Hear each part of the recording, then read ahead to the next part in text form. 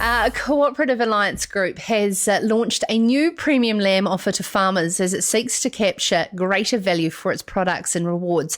Its shareholders, the Pure South Hand-Picked Lamb Program, will use an assessment system to measure eating quality, with the qualifying lamb initially exported to the premium retail markets in Asia and North America. Joining us now from the road to discuss is Alliance General Manager for Livestock and Shareholder Services, Danny Hales. Hey, Danny, thank you so much for taking the time out of the Alliance Roadshow. Firstly, how's it been on the road? I mean, confidence levels of sheep and beef farmers has been reported at a bit of a slump, but what are farmers telling you around the country? Yeah, hi Sarah, and that is great to chat. Look, that's right. The confidence is in a bit of a slump at the moment for farmers generally. But look, I've been tripping around Canterbury last week and the North Island, lower part of the North Island this week, talking to lots of farmers, and I'll tell you what, the farmers are pretty pleased with what they've heard from Alliance, what we've sort of handled through the last year, very difficult year, very difficult for farmers, tricky season in many respects, and also for the cooperative. But we've sort of worked together well, and they're pretty enthusiastic and pleased with what we're planning for the season ahead and for the future. And in particular, very interested and pleased with our launch of the Pure South Hand-Picked Lamb offering. Of course, first thing that always comes to a farmer's mind is how much.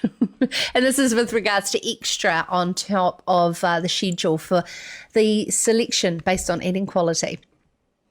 So, Sarah, look, as an initial offering, there is a premium of 10 cents, but the key thing is that's 10 cents per kilogram on top of ABF, an ABF premium that's already paid. So currently that's paid at 15 cents, so plus the 10 cents for the hand-picked, the Pure South hand-picked lamb premium, that takes it to 25 cents.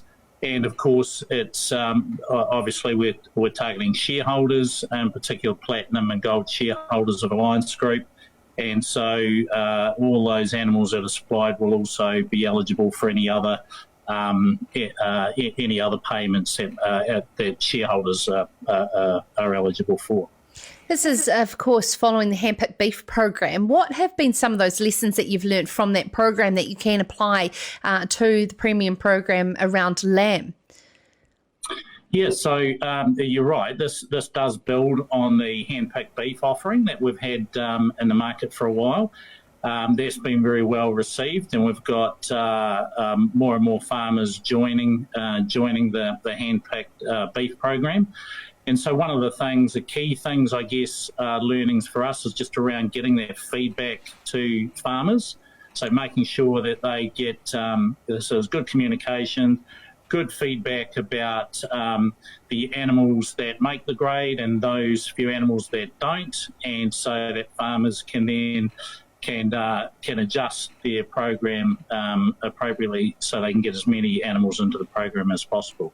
That is a very valid point that you raised there, Danny, because a lot of premium programs in the past have indicated a simply in or out, no feedback policy in the past. And so farmers are going, well, what do I need to do to change? And all they're craving is that feedback. What type of farmer extension services is Alliance building around to build up this eating quality of the New Zealand lamb flock?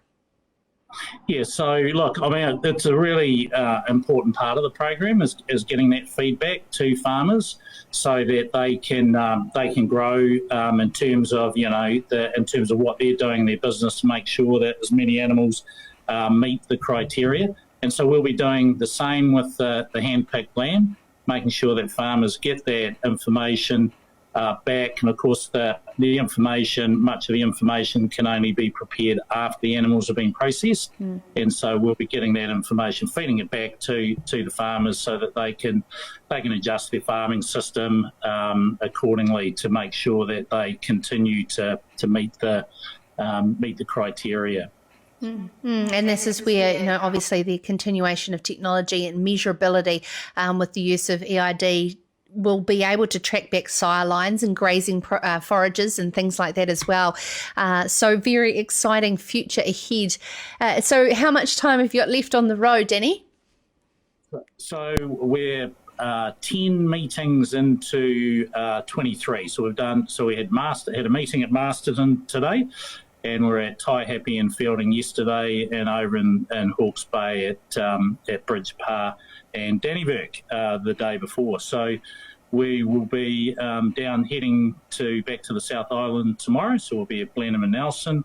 And then the following week, we'll be down in Otago and Southland. And the following week after that, on about the 20th, I think, we finish up the roadshow meetings at Cromwell.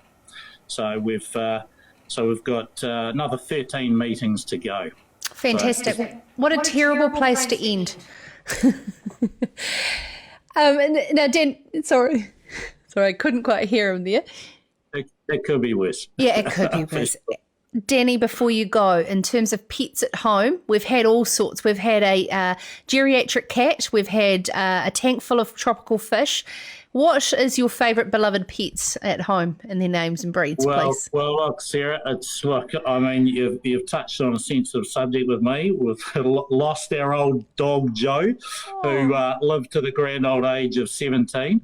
As I like to describe him, when people say, what breed is Joe? He's a purebred mongrel. And so my wife and I are still mourning the loss of Joe. But one of these days, we, when we're over the mourning period, we'll look to be getting another dog. So we're between dogs at the moment. Oh, Danny, our thoughts are with you on grieving Joe. I mean, it's like the loss of a family one. It absolutely 100% is. Indeed. Danny, thank you so much. Danny Hales there, the General Manager of Livestock and Shareholder Services for the Alliance Group. This is Sarah's Country.